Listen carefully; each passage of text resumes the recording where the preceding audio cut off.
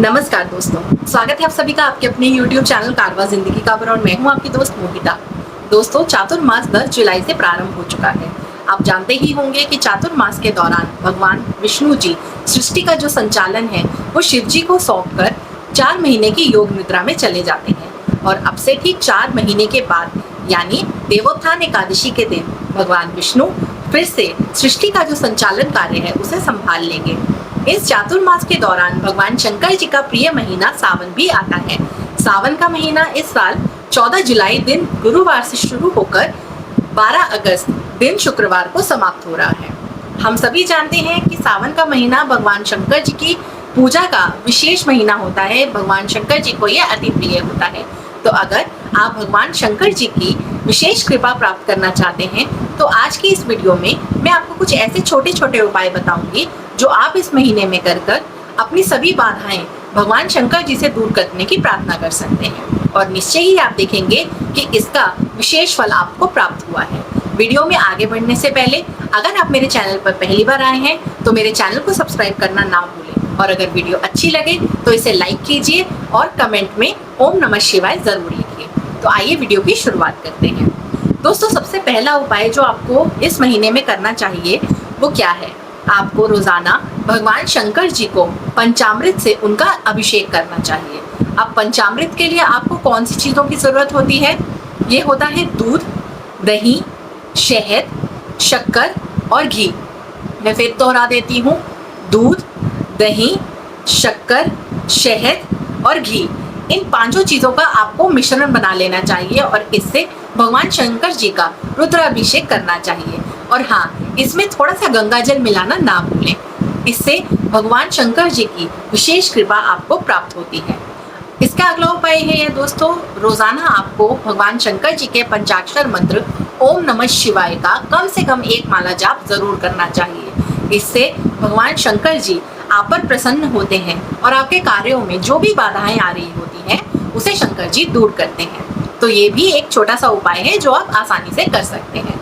दोस्तों, अगला उपाय जो आपको करना चाहिए वो ये है कि आपको भगवान शंकर जी का जो महामृत्युंजय मंत्र है उसका कम से कम 3 माला जाप जरूर करना चाहिए। महामृत्युंजय मंत्र सभी कष्टों को, सभी बाधाओं को दूर करने वाला है। तो अगर आप इसका जाप करते हैं तो आपके जीवन में जितनी भी बाधाएं हैं, जितनी भी परेशानियां आ रही हैं वो निश्चय ही दूर हो जाती हैं। तो ये भी एक उपाय है जो आप कर सकते हैं। दोस्तों, अगला उपाय उन लोगों के लिए है जिनके घर में कोई आर्थिक तंगी है, पैसों की जिनके घर में दिक्कत है। आप क्या कर सकते हैं, सावन के जो सोमवार हैं उन सोमवार को आपको भगवान शंकर जी का जो शिवलिंग है उसका अनार का जूस से अभिषेक करना चाहिए। अनार के जूस के अभिषेक से आपकी जो भी आर्थिक तंगी है वो भगवान शंकर जी जरूर दूर करते हैं। तो ये भी एक छोटा उपाय है जो आप कर सकते हैं। दोस्तों, अगला उपाय उन लोगों के लिए है, उन पति पत्नी के लिए है जिनके गृहस्थ में परेशानी रहती है या उनके वैवाहिक जीवन में कोई दिक्कत आ रही है। आपको क्या करना चाहिए, दोनों पति पत्नी को मिलकर सावन का जो सोमवार है उस दिन भगवान शंकर और माता पार्वती जी को खीर का भोग लगाना चाहिए। आप मिलकर ऐसा करते हैं तो निश्चय ही भगवान शंकर जी और माता पार्वती की कृपा आप पर बनती है और आपके रिश्ते की मिठास भी खीर की तरह ही बनी रहती है। तो ये उपाय आपको जरूर करना चाहिए। अगला उपाय उन लोगों के लिए है जो किसी रोग से ग्रस्त हैं या कोई किसी बीमारी का शिकार है।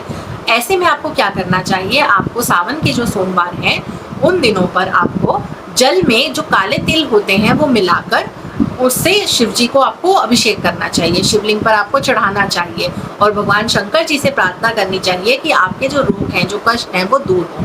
और आप देखेंगे कि निश्चय ही आपको इसका बहुत लाभ होगा। आपकी जो भी बीमारी है, जो भी तकलीफ है उसमें आप काफ़ी आराम महसूस करेंगे और आपको आपकी जो बीमारी है उससे छुटकारा मिल जाएगा।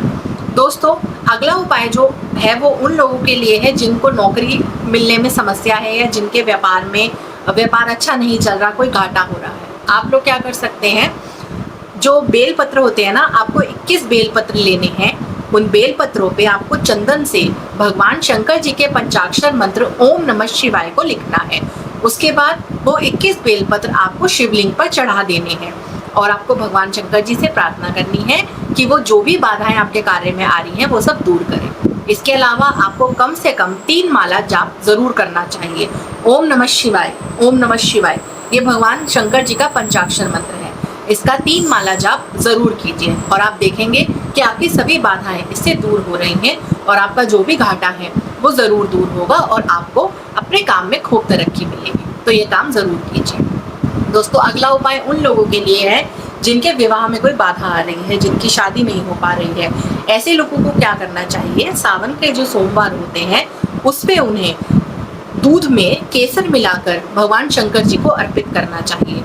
शिवलिंग पर आप दूध में केसर मिलाकर इसे अर्पित कीजिए। निश्चय ही आपके विवाह में जो भी बाधा है वो दूर होगी और भगवान शंकर जी आपके लिए आपका जो मनचाहा साथी है उसे आपसे जरूर मिला देगा। तो ये आपको जरूर करके देखना चाहिए। दोस्तों, अगला जो उपाय है जो आप कर सकते हैं वो ये है, भगवान शंकर जी को रुद्राक्ष बहुत प्रिय है, तो आपको सावन के महीने में रुद्राक्ष धारण करना चाहिए। जी हाँ, इससे आपको भगवान शंकर जी की विशेष कृपा प्राप्त होती है। इसके अलावा आप जानते हैं भगवान शंकर जी की जो सवारी है वो नंदी बैल है। तो सावन के महीने में जो बैल होते हैं आपको उन्हें हरा चारा खिलाना चाहिए। कहा जाता है ना कि अगर हमारी कोई मनोकामना है जो पूर्ण नहीं हो रही, अगर हम नंदी जी को अर्जी लगाते हैं तो वो आगे हमारी अर्जी जो है वो शंकर जी को लगाते हैं। तो हमें नंदी जी को खुश रखना चाहिए। तो इसलिए सावन के महीने में आपको बैल कहीं दिखे या जाके भी आप गौशाला में जाकर भी आप जो बैल है उनको हरा चारा खिला सकते हैं।